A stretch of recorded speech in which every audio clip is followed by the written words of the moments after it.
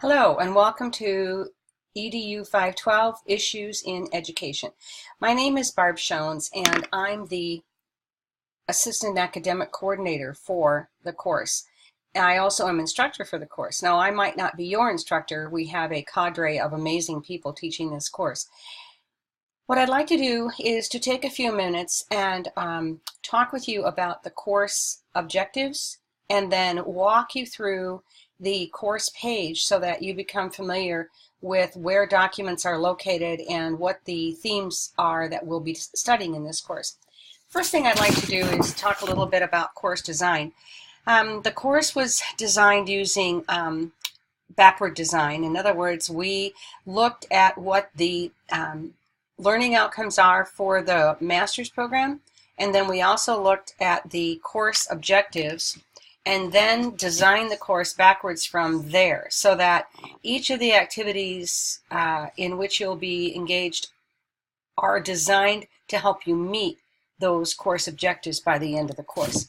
So let's talk a little bit about what the course objectives are.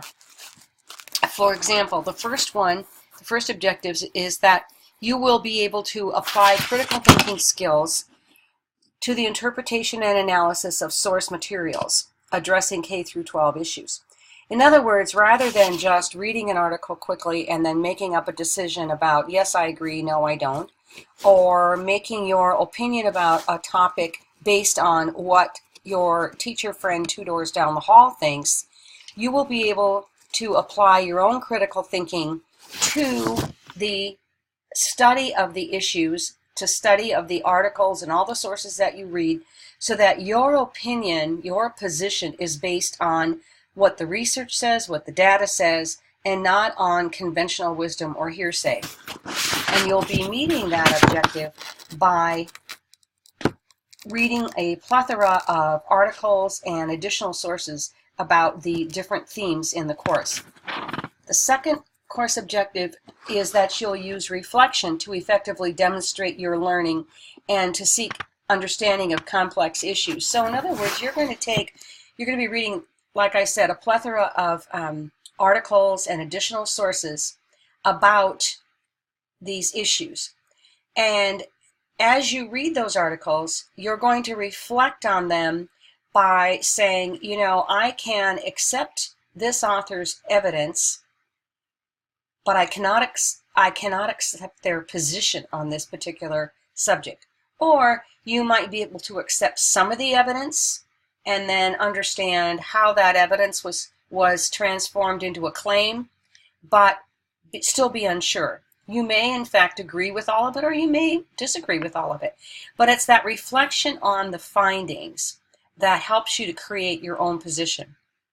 The third student outcome, or course objective, is that you'll synthesize your own position that reflects the complexity of all the issues that you've read, and that's the result of the conclusions of your interpretation. So, again, you're going to take all of that information, you're going to reflect on it, and then you're going to take from it those things which resonate with you, the evidence that you can accept, and the author positions that you can agree with, and you're going to combine those, synthesize them to arrive at your own position.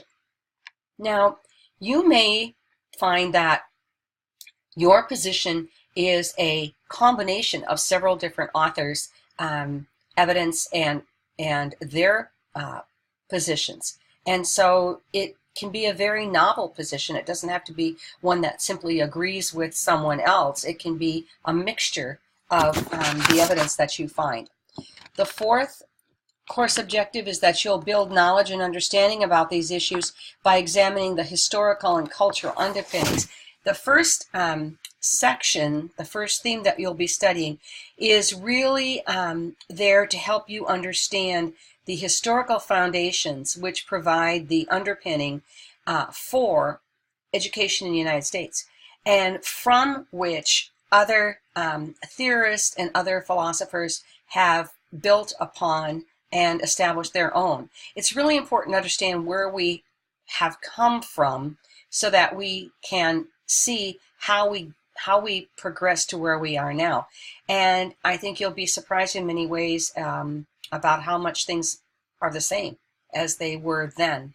And then the fifth course objective is demonstrating proficiency in representing those K-12 issues. And in a nutshell, that means that you will be able to demonstrate what you know by writing a solid review and analysis of that issue.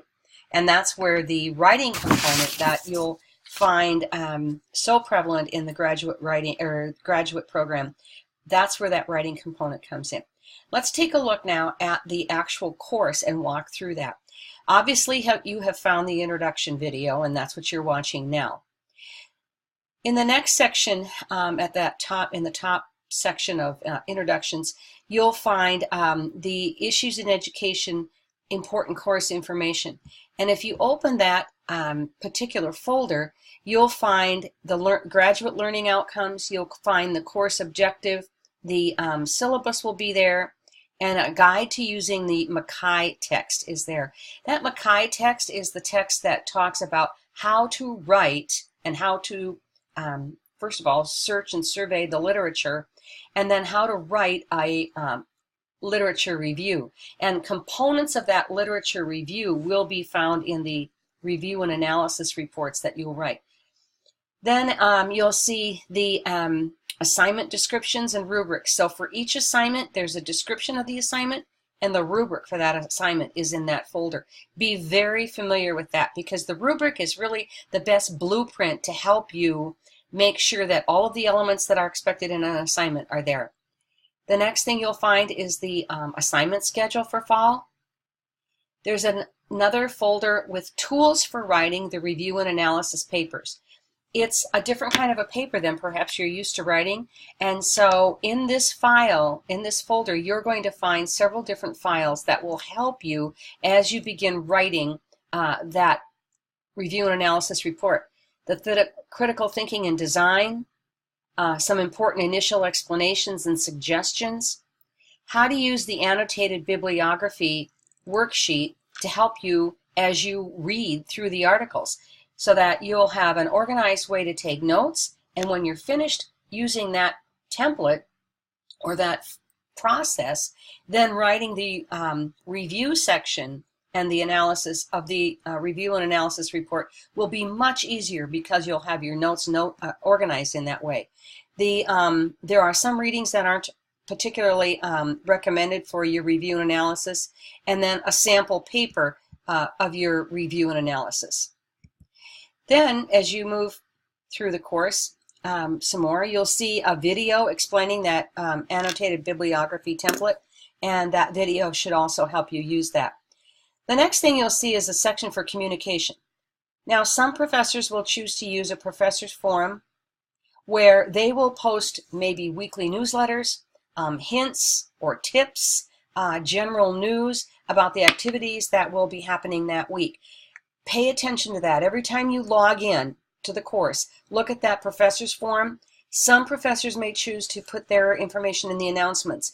Either way, they'll tell you where to find it, but this is where they are. Your first assignment will be a personal introduction. Well, obviously, you'll introduce yourselves to one another.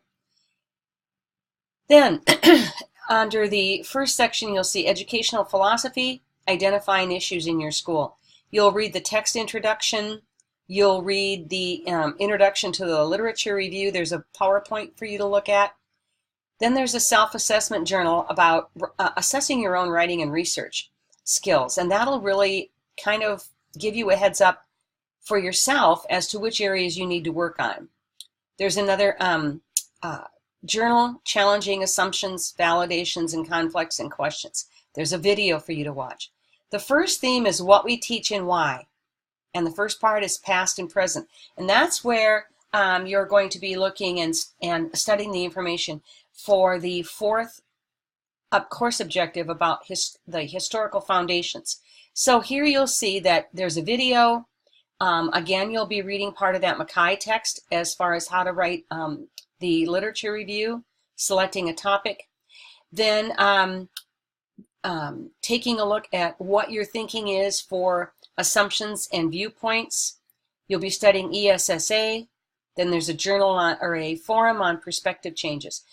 For the forums, the due date is the date that your initial post is due. You will always have 1 week to finish the entire forum. So the due date listed is for your first post. You will have 1 week from that date to finish responding to others.